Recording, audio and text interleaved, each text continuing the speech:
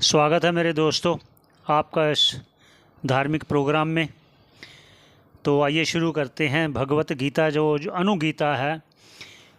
और पहले प्रार्थना करते हैं भगवान के आगे। ओम पार्थाय प्रतिबोधितां भगवता नारायणेन स्वयं व्यासेन ग्रथितां पुराण मुनीनां मध्ये महाभारतम। जो भगवत गीता भगवान श्री कृष्ण जी ने युद्ध के समय सुनाई थी, वैसा तो नहीं लेकिन अलग भाव से सुनाई, उस पर आज चर्चा करेंगे। ये निश्चय है, आप श्रद्धा रखें। जो भगवान श्री कृष्णचंद्र जी ने कहा उस पर चर्चा करते हैं। पहले उच्चारण कर लेते हैं श्लोक का। श्रावितस्त्वं मया गुह्यं ज्ञापितश्च सनातनं धर्म स्वरूपिणं पार्थ सर्वलोकांश्च शाश्वतान्। ये भगवान जी अर्जुन को कह रहे हैं, उपदेश दे रहे हैं। जैसे भगवत गीता का प्रथम उपदेश दिया था वैसा ही। श्रावितस्त्वं मया, मैंने तुमको पहले सुनाया था। क्या? गुह्यं ज्ञापितश्च, गोपनीय ज्ञान, आपको सनातन जो ज्ञान है वो दिया था। धर्म स्वरूपिणम पार्थ, हे पार्थ मैंने अपना स्वरूप जो ददामी दिव्यम ददामी ते चक्षु, आपको दिव्य चक्षु देकर अपना विश्व रूप विराट स्वरूप दिखाया था, वो मैंने आपको रूप। और सर्वलोकांश शाश्वतान, जो शाश्वत लोक है उसका भी आपको वर्णन किया था।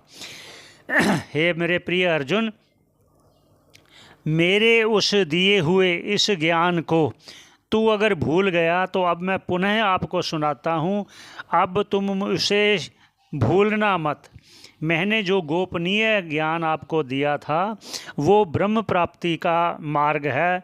उससे संसार सागर से भव सागर पार हो जाता है, जन्म मृत्यु से पार हो जाता है। ऐसा ज्ञान मैंने तुझे दिया था। अब मैं अन्य रूप से आपसे कहता हूँ। उच्चारण कर लेते हैं श्लोक का। स ही धर्मः सुपर्याप्तो ब्रह्मणः पदवेदने ना शक्यं तन्मया भूयस्तथा वक्तुम अशेषतः। भगवान कह रहे हैं अर्जुन को, सा ही धर्मः, वह जो मैंने आपको धर्म का उपदेश दिया था, जो प्रथम आपको दिया था भगवत गीता का उपदेश, सुपर्याप्तम, वो पर्याप्त था। किसके लिए पर्याप्त था?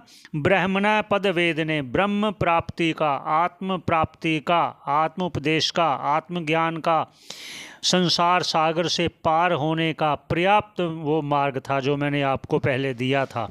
ना शक्यम तन्मया, मैं अब तुम्हें वही नहीं दे सकता, भूय तथा, दोबारा नहीं दे सकता, तथा वक्तुम शेषता, लेकिन मैं आपको अन्य उपदेश करूँगा।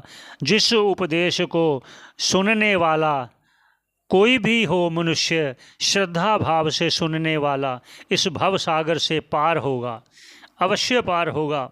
श्रद्धा भाव से श्रवण करने वाला होगा। हे अर्जुन, मैं आपको वह उपदेश देता हूँ, आप ध्यान से सुनिए। भगवान राम जी भी कह रहे हैं, लक्ष्मण जी को सुना।